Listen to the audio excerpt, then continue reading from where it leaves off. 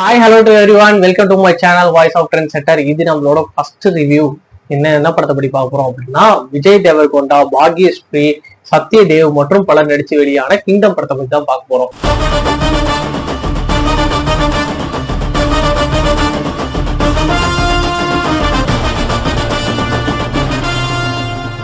வழக்கமும் எனக்கு யாராவது ஒரு நண்பர் யாராவது கேட்டா, உங்களுக்கு தெலுங்கு படத்துல உனக்கு ஒரு டாப் 5 படம் சொல்லு, டாப் 10 படம் சொல்லு அப்படின்னு சொன்னா ஜெர்சி படத்தை நான் கண்டிப்பா மிஸ்ஸே பண்ணாம சொல்லுவேன்.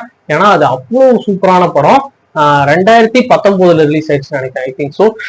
அந்த டைரக்டர் என்ன ஆனாரு அப்படின்னு சொல்லிட்டு நானும் தேடிட்டு இருந்தேன். ஏன் ஒரு படம் எடுக்கல அப்படின்னு தேடிட்டு இருக்கிறப்ப தான் தோணுச்சு, இந்த படம் கிங்டம் அப்படின்னு ஒரு அனௌன்ஸ்மெண்ட் வருது.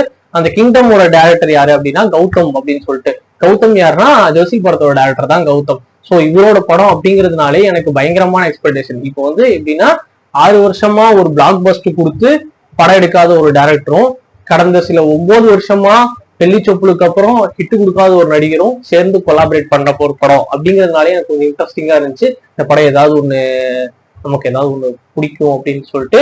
பட் ஆனா படம் பார்த்தேன், எப்படி இருந்துச்சு அப்படின்னு சொல்லிட்டு இப்ப பார்க்கலாம். இந்த படத்தோட ஒரு ஒன்லைன் அப்படி என்ன அப்படின்னு பார்த்தா, 18 வருஷத்துக்கு முன்னாடி தொலைஞ்சு போன அவங்க அண்ணனை தேடி விஜய் தேவர்கொண்டா இவரை எப்படியாவது கண்டுபிடிச்சாகணும் அப்படின்னு சொல்லிட்டு தேடுறாரு. இவர் ஒரு கான்ஸ்டபிளா இருக்காரு. ஸோ இவர் பண்ற ஒரு சில விஷயங்கள்னால அவரோட ஹெட் உங்க அண்ணன் எனக்கு எங்க இருக்கான்னு தெரியும், ஆனா நீங்க அதுக்கு கை மாத்தம் ஒண்ணு பண்ணணும். நீ ஒரு ஸ்பையா இது பண்ணணும். ஸ்பையா போயிட்டு ஒரு கன்சைன்மெண்ட் ஒண்ணு வருது. அது இங்க இந்தியாவுக்கு வந்தா பெரிய பிரச்சனை ஆயிரும்.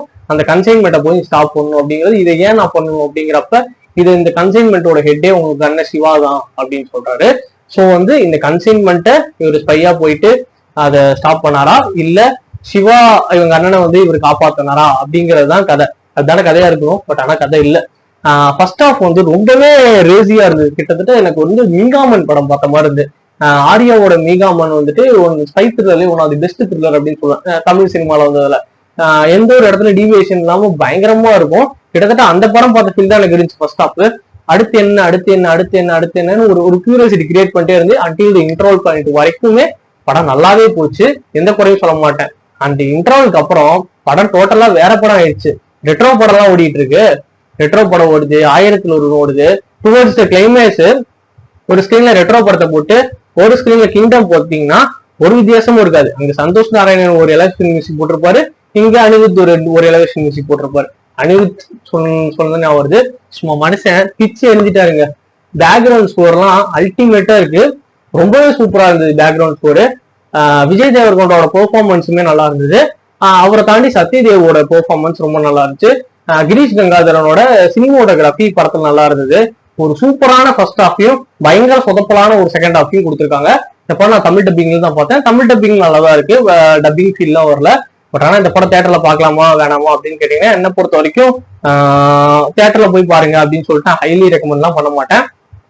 ஏதோ போர் அடிக்குது, என்ன பண்றதுன்னு தெரியல, டைம் பாஸ் ஆகணும் அப்படின்னு போனீங்கன்னா போகலாம். ஆனா செகண்ட் ஹாஃப் புகழ் தள்ளுறதுக்கு வாய்ப்பு இருக்கு.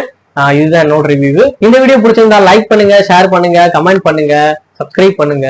இந்த விஷயம் மாத்திக்கலாம், இந்த விஷயம் இப்படி பண்ணலாம் அப்படின்னு நினைச்சீங்கன்னா தாராளமா கமெண்ட் செக்ஷன்ல சொல்லலாம். நான் அடுத்த வீடியோல மாத்திக்க நினைக்கிறேன். பை.